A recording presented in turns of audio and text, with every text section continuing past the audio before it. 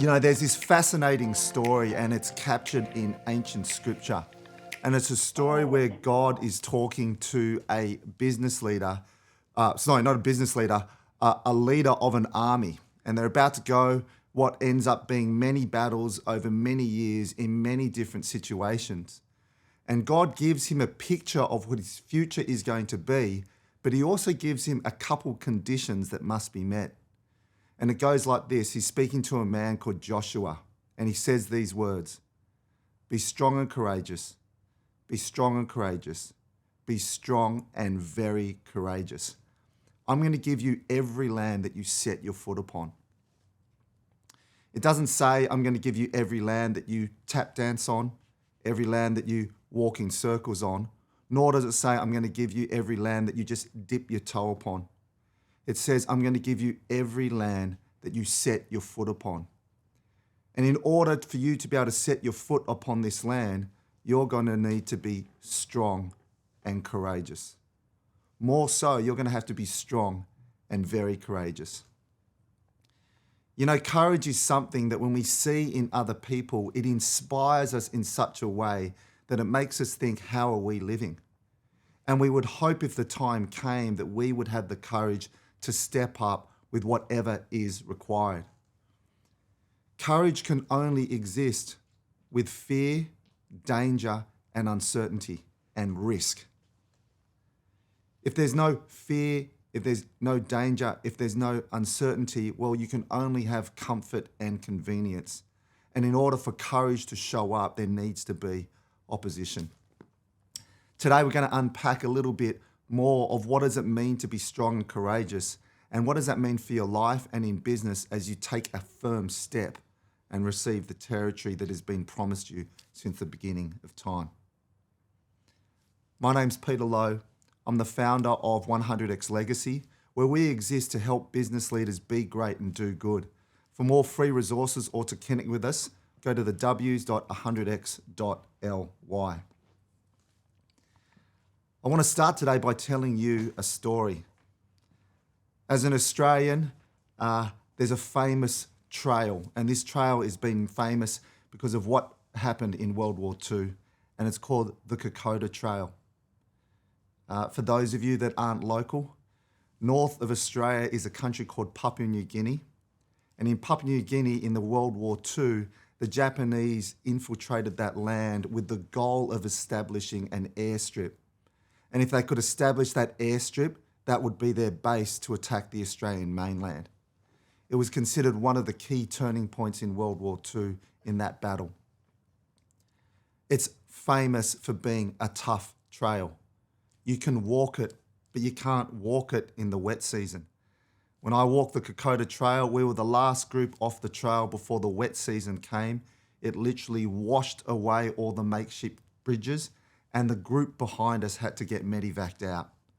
But even in the dry season, sometimes you're climbing up stretches where it's called the wall. It's a tough track. Made tougher if you look at us, we could put on mosquito repellent, we could take a breather when we want to take a breather. But in the war campaign where the Australian Army was so stripped back, lacking ammunition and supplies in a tough environment, if you got injured on the battlefront, it would take 4 people to carry you out for about 2 days to get help. There are witness accounts that say that the army there, sometimes they didn't want to deplete the forces so much that there were some men that though they were wounded and probably could have been saved, they would roll off into the bushes and die quietly and not take 4 extra men off the battlefield. When you walk the trail, the war memorial is at a place called Isarava. And Isarava in many ways was kind of this key stand for the Australian Army. It's said that if the Japanese knew how weak the Australian Army were, they would have just barreled through. Australia had to need to look bigger than what they were. And so they would set people up in spaces and they kept moving these lines, letting off the occasional shot to make them look bigger than what they were. When I walked that trail, I read the historical accounts of things that happened. And as I walked that trail, I had time to think about my life and think about the lives of other people. I saw the battle trenches. I saw shells. I saw machine guns and grenades, symbols of the past. I remember reading about this story about a place called Surgeon's Rock. You know what Surgeon's Rock is? It's a flat bit of rock. It's only about this big. And they call it that because that was the place they would drag the soldiers down, and that would be the flat rock where they would do amputations and things like that on the battlefield. There's a story of a man called Private Kingsbury, and he was the only one in that campaign that was given the Victoria Cross medal. The Victoria Cross is the highest military honour that can be awarded to anyone. It was set up by Queen Victoria 167 years ago, and since that time, only 96 people have received this Medal of Honour. I want to share you the story of courage of Private Kingsbury. Private Kingsbury had just finished a tour with a small group of men, and what had happened is the Japanese had broken through the lines at Isarava. The breakthrough was so significant that all the Australian army were retreating and running away. As Private Kingsbury's come back, he's seen what is happening. He's still got his gun under one arm, and without hesitation, he grabs another gun off the ground and charges in the opposite direction to his retreating fellow infantry. And he just runs ahead and shoots. And the eyewitnesses' accounts say, it was so stunning. We all just stopped and looked at him. And I think the enemy took a while to pull out their guns because they couldn't believe this man as he went against the tide. And as he went against the tide, people saw that courage. They were inspired and they came behind him to fortify the position, and the line was restored. As Private Kingsbury is walking back up the hill to meet his mates who are congratulating him, there's a single shot from a sniper. It shoots him in the head and he dies by a rock at Isarava. When you walk the trail and you hit the memorial, you can be talking with your guides, you can be talking with your colleagues, and suddenly you hit this opening of beautiful manicured lawns, and you can see the pillars of the war memorial. And everybody is silent because they know the stories of courage that took place. You know, after some time, I wanted to find the rock where Kingsbury was shot. I searched around, and there's this large speckled grey rock. And there's a plaque that's about, 5 or 6 centimetres long by 3 or 4 centimetres high. And in small words, it talks about this is where Private Kingsbury turned the tide of war.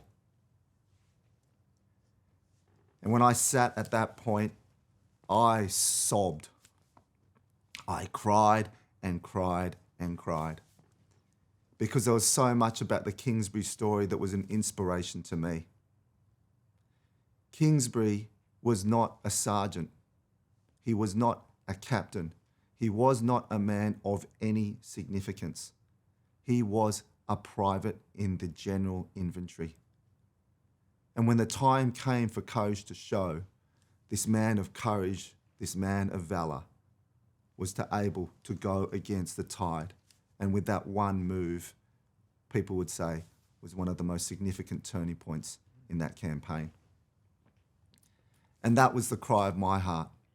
I felt like I was nothing, that I was a private. I was going through some very difficult personal times. The business at that time, it's going backwards cash flow.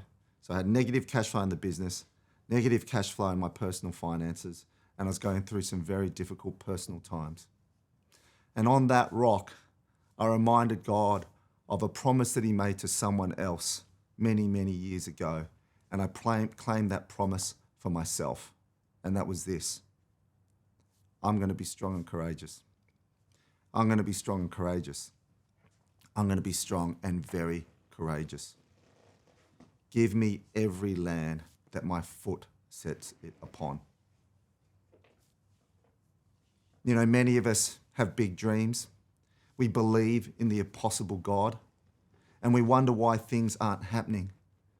But truth be told, if we're real about it, we never take a firm step. We're often tiptoeing or dancing around things without moving forward with courage and conviction. We'd like to be people of courage. I'd like to be a person of courage. And there are some reflections that I want to share with you. That courage needs to exist with two other things in order to flourish, and that is this. You must have communion with God. You must have conviction of spirit in order to have courage of action. Communion with God, conviction in spirit, courage in action. We've just returned from Fiji, where we've celebrated our Mavericks Convention, a gathering that we have every 2 years. To the delegates, we say, if you come with the right attitude and the right posture, you will hear from God. And I've only returned not even 24 hours, and as I reflect upon it, everybody heard from God. And there were so many significant things that happened. Through that time and also past times, you know what? In the past, we've had a husband who wanted to share with some people and come clean about his infidelities. We've had other times where people have met, got inspired by a story, and got a fire in their heart that they would lead a not-for-profit group. And for this person, well, what does that mean? They now run the largest Indigenous-led charity in the Solomon Islands. They're now certified by the United Nations. We've had people come up with business ideas. We've also had someone in our most recent convention who was orphaned as a young boy, who saw his mother murdered by his father, who saw his father remarry and murder his stepson. And he also saw that same father murder his grandfather. He's now gone on. He's got a family of 12 kids, 2 biological, 10 adopted. And he's spoken to hundreds of thousands of people across the world with the message of hope and reconciliation of Jesus. What does it mean when this grown man comes to the convention and he's so moved that he actually goes to a delegate and he says this, I've never had an earthly father. Would you consider being my spiritual dad? So when we talk about this first thing, in order to develop courage, I want to talk to you about the importance of this first thing, which is communion with God. You know, when you look at the Bible, there are 3 ways that the scripture is written. One is poetry, one is narrative or story, and the last is discourse, otherwise known as reasoning. Do you know that it's poetry and narrative that represents 76% of the Bible writings? Most of the Bible is about poetry and narrative rather than reasoning. Now, I don't know about you, but I came to faith not because of reasoning and logic. I came to faith because I knew someone was speaking to my heart. But so often, once we've come to faith, we try and walk out our faith through reasoning and logic. We want to know what's practical. We want to know what's efficient and effective. It'd be like this. Hey, Pete, how was your trip to Kokoda? Oh, it was amazing. What did you get out of it? Well, I made a promise to God that I'm going to be strong and courageous, and I prayed for his promise that he'd give me every land that he'd set my foot upon. What's that person going to say to me? Seriously? You needed to walk Kokoda to know that you should be strong and courageous. Right? That's how the logical mind speaks. But we have to commune with God in a way so he can actually speak to our heart. I gave a heads up to the people that came to the conference and I said, when you go home, people are going to go, what was it? And you're going to say, oh, you kind of had to be there. What was your breakthrough? Oh, I've got to put God first. Really? you needed to go to Fiji to learn to put God first? See, it doesn't translate through discourse and reasoning. It happens through story and poetry. And I want to tell you why. You know, as people, we're creatures of habit. We tend to approach things the same sort of way as we go. And as we walk those paths of habit, those paths eventually become grooves. And as we continue to walk that, they eventually become ruts. And we're stuck in a rut. And these ruts sometimes are so deep that we can't get out of them through reasoning and logic. We need a story of where God calls us out. I'm going to share with you about a couple who just came to our conference and a brief part of their story. Long-time church attendees, been hurt by certain events that have happened. And before they got to the conference, they said, look, we've got to get our relationship right with God. There was this lingering thought they needed to put in first and they weren't. In that time, we organised these one-on-one sessions with mentors that don't even know them. And as they're sharing their dreams for the first mentor, here's the business plan I'm thinking. This mentor literally stops writing, shuts the book, puts it behind them and says this: I'm sorry, I just can't ignore the Holy Spirit's prompting. I just feel he's telling you, don't worry about the business. I want you to work on your relationship with me. You know what? That gets the husband bawling. It was said with love. It was said from a stranger. But it was said, the words were said in terms of what they knew in the heart they needed to prioritise. Those similar words are said by a second mentor who didn't know them. And it wasn't a sense of condemnation, it was a sense of how God is God that he would use people to speak to me. I'm literally sitting next to the couple at dinner when he's telling me this story of how good God is and how they need to get things set. You know, at this dinner that night, there's an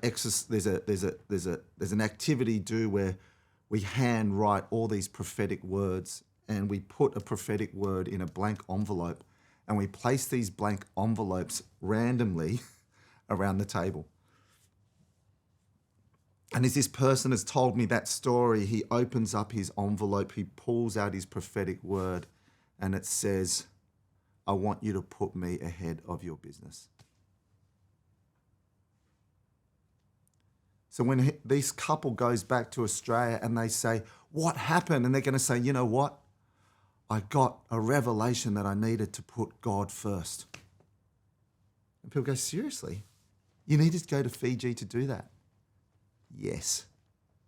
And it's not about Fiji or about another place. What I want to impress upon you is this: you need to have communion with God.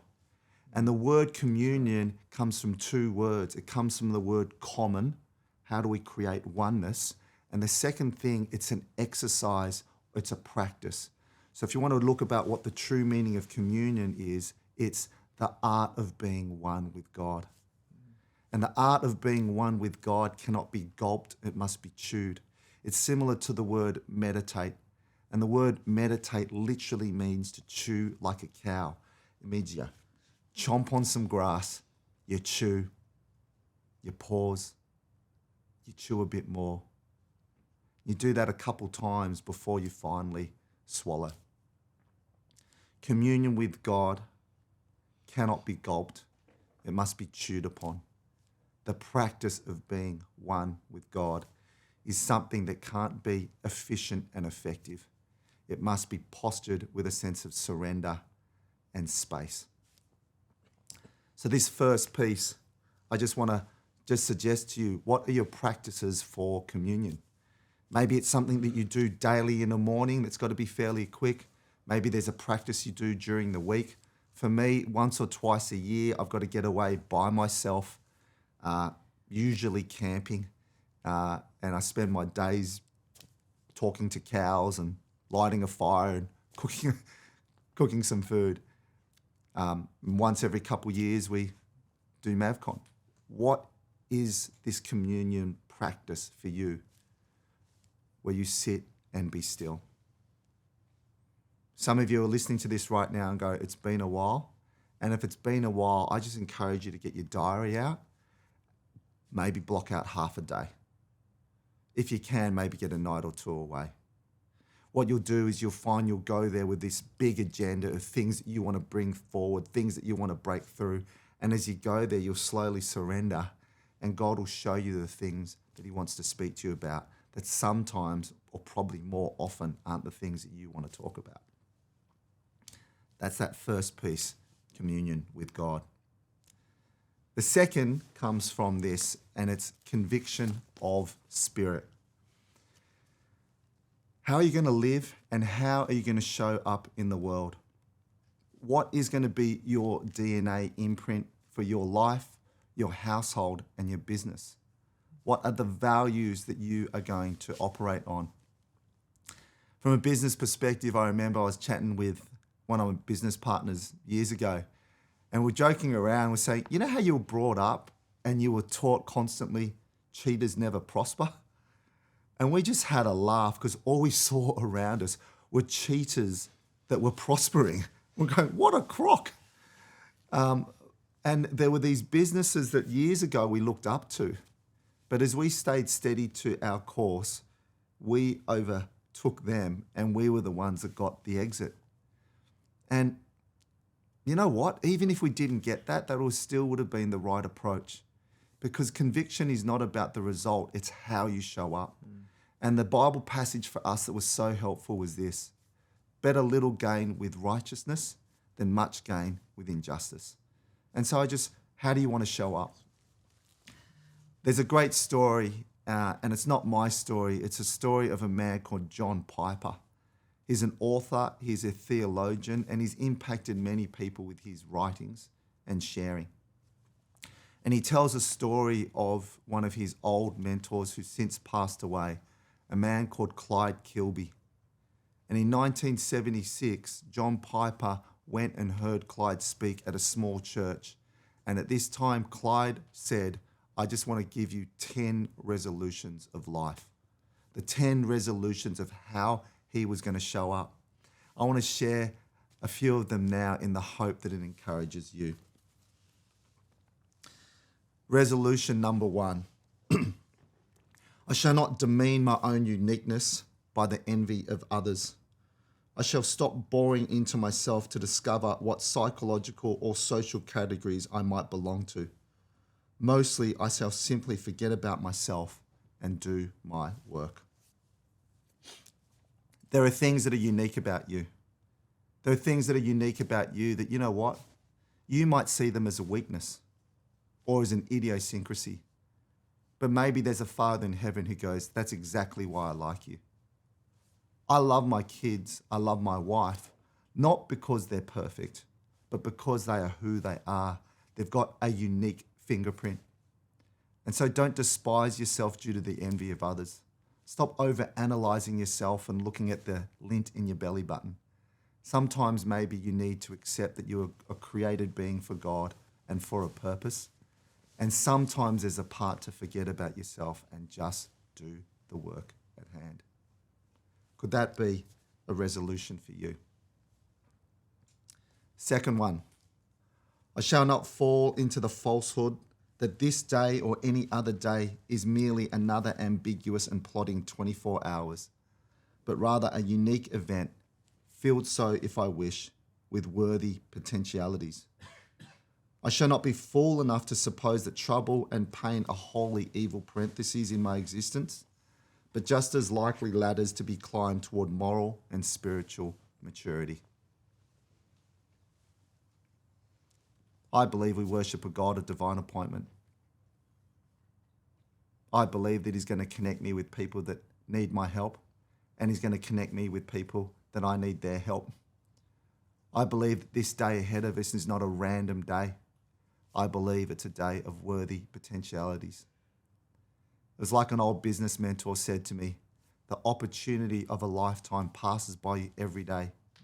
Do you have the eyes to see it, the hands to catch it, and the heart to hold it? You know, your God loves you so much. This day is not random. The things that happen to you are not just good and evil. But everything that happens to you, God makes you a promise in all things. Not the good times, not just the bad times, but in all things, God works for the good of those who love you. Some of the tough times you're going through, you just keep calling, why God, why God, why God? And God might be saying to you, because I want to grow you, because I want to mature you, because I want to prepare you for what lies ahead. It's part of the training ground to maturity and excellence. And the last resolution I want to share is this. Even if I turn out to be wrong, I shall bet my life on the assumption this world is not idiotic, neither run by an absentee landlord, but that today, this very day, some stroke is being added to the cosmic canvas that in due course I shall understand with joy as a stroke made by the architect who calls himself the Alpha and the Omega. On the final night of our gathering at MavCon, at dinner time, I got up and I asked one question, and it was this. What are you going to do with what you believe? What are you going to do with what you believe? You know what? I'm going to make a bet. I'm going to make a bet that God's real. I'm going to make a bet that this life isn't random, idiotic, or chaotic. I'm going to make a bet that God is real. And you know what? There are many things I don't understand. But one day I believe in heaven, I'm going to get this full revelation of all the intricacies and tapestries of life that God would show that he was working through all things. So we've talked about communion with God. We've talked about conviction of spirit. And now the last one that we want to talk about is courage in action. Courage means that with risk, not everything's going to work out. You know, 100X is based on the parable of the talents. And it talks about where 3 people were given a resource and 2 of them at once went to work, risked, and got a return. One of those people at once went to work, played safe, and returned the same amount. Playing safe is often referred to as stewardship. But good stewardship in a biblical terms means you have to at once go to work and risk. That means it doesn't always work out. That means sometimes you're licking your wounds. And it means sometimes you go, why God? And if there was a famous quote that called on the true picture of what courage looks like at times, I think it's actually encapsulated well by Teddy Roosevelt in his Man of Arena speech, where he says this, it's not the critic who counts.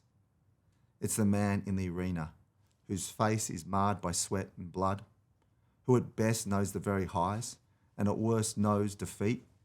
But he says this, but his place will never be with those poor, timid souls that know neither victory nor defeat. And what I ask you right now is whatever you believe God's put on your heart before you, I guarantee it will scare you. I guarantee there will be nerves. But what would be the step of courage where you make a firm step towards whatever you believe God has on your heart? What would that look like? If you would grab a pen and paper now and you go, what's one step I can take? Not the final step, but the first step I can take that's a firm step in terms of the direction of what God has got called for my life. What would that be? What would that risk that you need to take in order to take you to that step? So I hope this has been encouraging for you. Communion with God, it's not efficient. It comes in submission and it comes with space. Conviction of spirit. How am I going to show up in the world that is different to my neighbor? And the last one, courage in action. You know what? Embrace failure like an old friend. Desperation is always the mother of invention. There's a bigger perspective going on than your rights and wrongs. God, the perfect crafter, is shaping you into the masterpiece that He's always created you to be. I hope that's encouraging for you. If you're hearing this and you want to find out more, like I said, go to our website at thews.100x.ly. If you're not connected with a church, just go to a Bible-believing church, introduce yourself, say good day, and go from there. I hope that's an encouragement to you, and we'll see you around. And be great. Do good. Ciao, ciao.